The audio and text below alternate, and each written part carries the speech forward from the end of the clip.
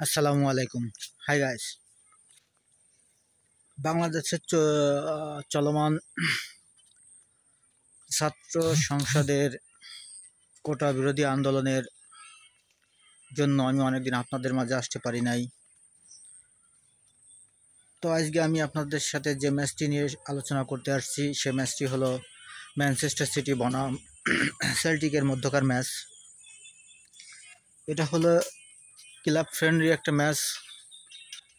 আজকে এই club friendly ম্যাচে সেল্টিক 4-3 গোলে ম্যানচেস্টার সিটিকে পরাজিত করেছে। Manchester city 3, Celtic 4। তো বাংলাদেশের অধিকাংশ লোকই খেলাটি দেখতে পারে নাই, তার কারণ কি বাংলাদেশের চলমান ছাত্র সংসদের সেই কোটা বিরোধী আন্দোলনের জন্য দীর্ঘ 7 দিন ইন্টারনেট ব্যবস্থা বন্ধ ছিল। কিন্তু আমি এই ম্যাচটির সম্পর্কে কিছু কথা বলবো যে আজকে ক্লাব ফ্রেন্ডলি ম্যাচে ম্যানচেস্টার সিটি পরাজিত হয়েছে সেল্টিকের কাছে। অবশ্যই শক্তিমত্তার দিক দিয়ে ম্যানচেস্টার সিটি অনেক এগিয়ে, সেল্টিক একটি দুর্বল ক্লাব, কিন্তু তারপরেও তাদের কাছে আজকে 4-3 গোলে পরাজিত হয়েছে। ম্যানচেস্টার সিটি 3টি গোল দিতে সক্ষম হয়েছে, অপরদিকে সেল্টিক 4টি গোল দিতে সক্ষম হয়েছে। তো যারা ম্যাচটি দেখতে পারেন নাই তারা অবশ্যই দেখতে পাবেন। আমি অতি শীঘ্রই ম্যাচটি আমার ইউটিউব চ্যানেলে আপলোড করতে যাচ্ছি।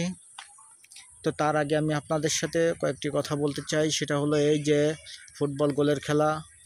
দর্শক শ্রোতা ভাই ও বোনেরা, আপনারা সবাই চান যে ফুটবল খেলায় গোল হোক, তারই ধারাবাহিকতার আজকের এই ম্যাচে 7টি গোল হয়েছে, যেখানে সেল্টিক্স 4টি গোল দিতে সক্ষম হয়েছে, অপরদিকে ম্যানচেস্টার সিটি 3টি গোল দিতে সক্ষম হয়েছে। তো ক্লাব ফ্রেন্ডলি আজকের এই ম্যাচে ম্যানচেস্টার সিটি পরাজিত হয়েছে, সেল্টিক্স জয়লাভ করছে।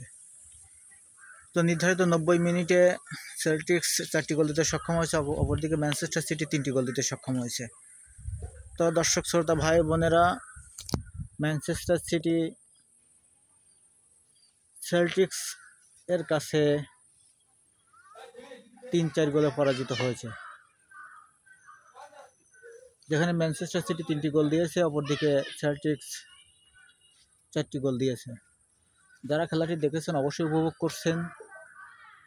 তো আজকে আমি এই পর্যন্ত আপনাদের সবাই সুস্বাস্থ্য দীর্ঘায়ু কামনা করে এখানে শেষ করছি। ধন্যবাদ সবাইকে, ভালো থাকবেন।